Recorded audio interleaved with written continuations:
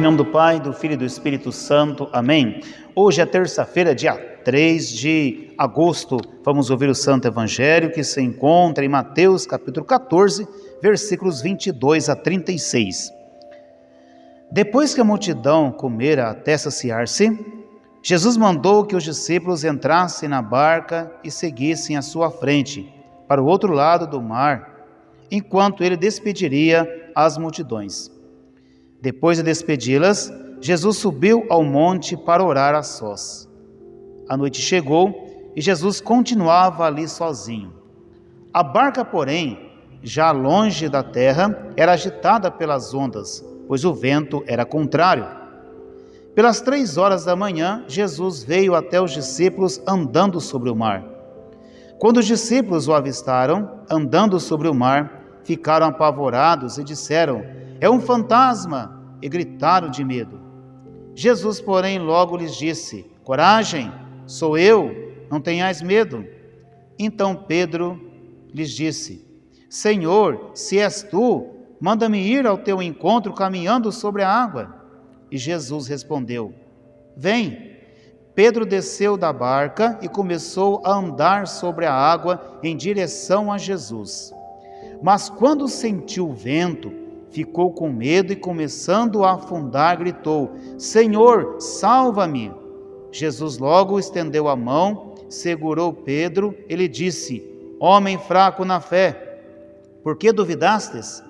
Assim que subiram na barca, o vento se acalmou. Os que estavam na barca se prostraram diante dele, dizendo: "Verdadeiramente tu és o Filho de Deus." Após a travessia, desembarcaram em Genezaré. Os habitantes daquele lugar reconheceram Jesus e espalharam a notícia por toda a região. Então levaram a ele todos os doentes e pediram que pudessem ao menos tocar na barra de suas vestes. E todos os que tocavam ficavam curados. Palavra da salvação. Glória a vós, Senhor. Queridos filhos, 2 passos que eu quero meditar com vocês nesse evangelho de hoje. Primeiro, a importância da vida de oração. Jesus ensina aos seus discípulos e a cada um de nós a importância da vida de oração. Depois que ele despediu o povo foi embora, ele subiu ao lugar, no monte, ao lugar sozinho para orar, para falar com Deus, nos ensinando a importância da vida de oração, que para segui-lo é preciso rezar. Para você seguir Jesus é preciso rezar. Por quê? Diz o Evangelho que durante o momento que os discípulos estavam no mar, dentro da barca, o vento era forte, era o contrário. Eles estavam com medo. O vento era o contrário. A nossa caminhada de fé também, quando abraçamos a fé na pessoa de Jesus, o vento às vezes é o contrário em nossa vida, no trabalho, na família. E é nesse momento, meus filhos, que nós devemos ser pessoas de fé. Porque Jesus falou assim: "Coragem, sou eu, não tenhais medo." Ou seja, ele foi ao encontro deles no momento difícil, onde o barco estava sendo agitado pelas ondas. Jesus também, ele vem ao meu encontro, ele vem ao seu encontro. Só que nós devemos ter fé.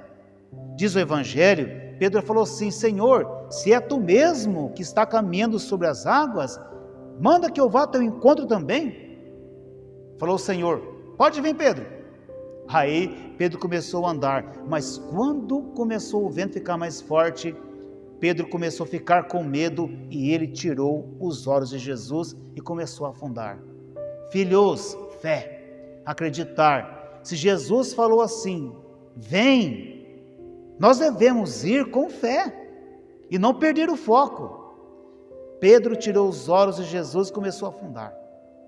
A nossa caminhada de fé, temos que pensar assim: se você tirar os seus olhos de Jesus, na sua caminhada de fé, você vai se perder.